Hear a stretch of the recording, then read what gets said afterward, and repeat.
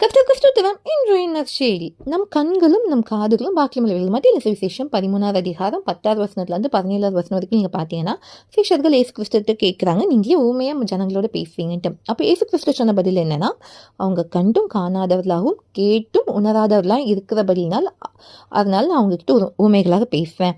ஆனால் உங்கள் கண்கள் காண்கிறதுனாலும் உங்கள் காதுகள் கேட்கிறதுனாலும் அவைகள் பாக்கியமுள்ளவைகள்னு சொல்லுவாங்க. நிறைய தீர்க்கதரிசிகளும் நீதிமன்றம் நீங்கள் பார்க்க விரும்பினாங்க, நீங்கள் கேட்கணும்னு விரும்பினாங்க அப்படின்னு சொல்கிறாங்க. இன்னைக்கு நம்ம கண்கள் காதுகள் பாக்கியமுள்ளவைகள். ஏன்னு தெரியுமா? நம்முடைய கண்கள் அவருடைய வேதத்தை பார்க்குது, நம்முடைய காதுகள் அவருடைய சத்தத்தை கேட்குது. அநேக தீர்க்கதரிசிகள் மூலமாக கர்த்தர் தம்முடைய வார்த்தையை பேசுவாங்க இல்லையா? நீங்கள் நல்லா யோசிச்சு பாருங்க, ஜீவனில் தேவனை ஆராதிக்கிற நம்ம அவருடைய வார்த்தையை கேட்குறோம், அவருடைய வார்த்தையை பார்க்குறோம். எவ்வளோ மேலான ஆசீர்வாதம்!